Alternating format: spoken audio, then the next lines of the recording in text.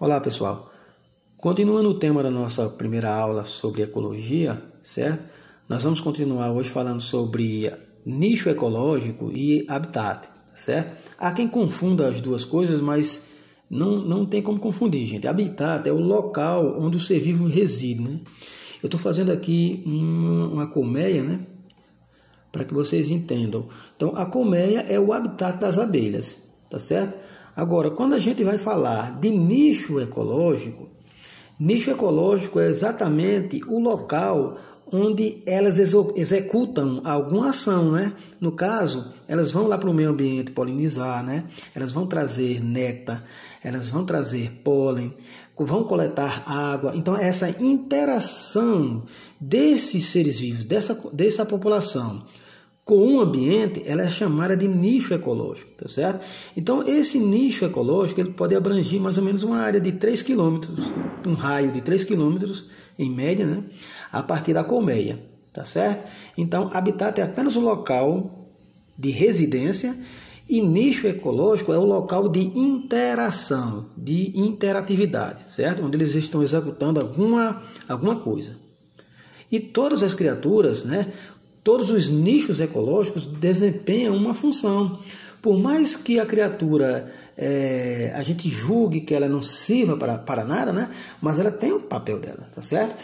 Então, no caso das abelhas, pessoal, olha só, o papel que elas fazem, né, que é o seu nicho ecológico, vai prover em um espaço curto de tempo, certo? A possibilidade de haver frutos, né? Já que essa é uma das funções muito importantes, principalmente para nós humanos, né? Que a gente necessita muito dos produtos agrícolas, né? E a ajuda das abelhas é crucial, tá certo? Mas assim, se a gente for imaginar as pragas, né? As pragas na agricultura, elas também têm os seus nichos ecológicos e também têm as suas importâncias, porque pragas também servem de alimento para outras criaturas que desempenham um papel positivo para a gente, tá certo? Então, no nicho ecológico das abelhas, no caso, né, é possível haver a polinização, a consequente produção de frutos, né, e a continuidade, né, na distribuição de sementes. Tá certo? Então, não dá para esquecer a diferença entre habitat, né, e nicho ecológico. E o nosso próximo tema sobre ecologia, a gente vai falar um pouquinho sobre o clima, tá certo? Bem, clima ele é um dos elementos cruciais, né, vistos nesse fragmento da disciplina de biologia, que é muito importante, né, que é um tema muito recorrente nos exames e nos Enems, que é ecologia, tá certo, pessoal? Então, assim, o clima ele reúne algumas situações, né?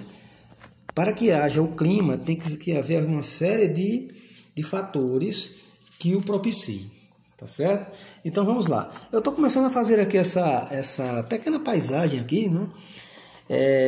Uma montanha, né? E assim, aqui a gente pode incluir a altitude, né? A altitude é um dos fatores preponderantes, né, para o clima. Porque a altitude é a distância vertical, né? Se a gente tiver um ponto fixo, a gente pode considerar a partir do nível do mar. Então, quanto mais alta for essa região, né, quanto maior a altitude, né, menor a pressão atmosférica e a interatividade do ambiente, né, o que vai compor aquele ambiente vai ser referente ao que determina essa altitude, certo?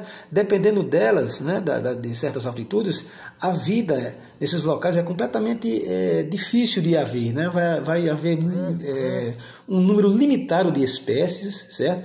Ao ponto de se chegar a uma determinada situação em que só vai haver gelo, por exemplo, e a vida vai ser só vida microbiana no máximo, tá certo?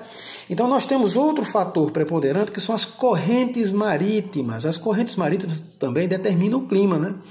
Por quê? Porque elas podem trazer águas mais quentes de uma região para outra, assim como também águas mais frias. Então esse balanço térmico, né, hidrotérmico, né, ele também vai influenciar no clima do planeta Terra. E também nós temos de considerar outros fatores, né? As massas de ar, né? As massas de ar também têm uma influência muito grande. O movimento dessas massas de ar também vão determinar. A gente pode pensar em regiões em que não esteja exatamente no meio da Terra, ou seja, abaixo da linha do Equador, regiões que estão um pouco mais afastadas, mas por conta de certas massas de ar que se movimentam para esses locais, o clima nessas regiões pode ser completamente diferente. É muito quente, muito seco, certo? Se a gente for imaginar os desertos, eles se situam em certas porções da Terra, mais ou menos muito relativas umas com as outras. Tá ok, pessoal?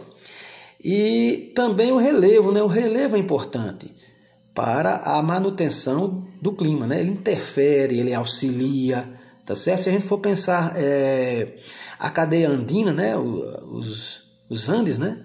Bem próximo aqui do nosso Brasil, por exemplo, as massas de ar da Amazônia, né, que são geradas, que são formadas da Amazônia, certo? Ou de vertentes do Atlântico, elas chegam a serem barradas na confluência, na altura dessas montanhas, tá certo?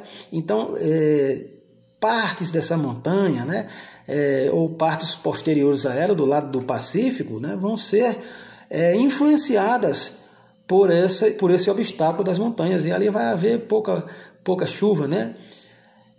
Pouca umidade, tá certo? Inclusive um dos desertos mais secos, né, fica naquelas regiões ali, tá certo, pessoal?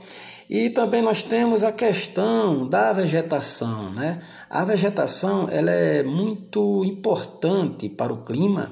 Por quê? Porque elas geram, onde há muita vegetação, há uma espécie de microclima, né? É como se fosse uma microatmosfera naquele local, por conta da transpiração das plantas, né? Elas promovem uma certa relação com as águas pluviométricas, né? Há um maior número de nuvens, certo? E, portanto, pode haver, né, uma interação climática. Nuvens, a gente só vai pensar em quê? Em precipitação de chuva, não é? Mas também nuvens podem interferir no clima, né? Já que impede o movimento, a mudança de temperatura, né? E fica como se fosse uma espécie de estufa. Então, em regiões, por exemplo, como a floresta amazônica, né, que tem muitas nuvens, boa parte do ano ela tem muita formação de nuvens, né? Esse fenômeno acaba por interferir no clima, né? O clima, em vez de ficar ameno nessas regiões, fica um clima pesado, denso, né? Porque há muita umidade, né? E muita quentura, um local muito abafado, né? Como se fosse uma estufa natural. Tá certo, pessoal? Então, essa foi a nossa breve aula, né, falando sobre essas distinções entre habitat, né, e nicho ecológico, né? Habitat é o local e nicho é a função, né? E também nós vamos complementar aqui com o clima, né? Que clima é algo muito relevante para a manutenção da vida, né? Todo o planeta Terra ele está dentro desse equilíbrio climático, né? Uma coisa bastante sutil que, se variar demais nessas relações, né, pode haver uma completa catástrofe na vida da Terra. Tá beleza? Então nos vemos numa próxima aula. Tchau.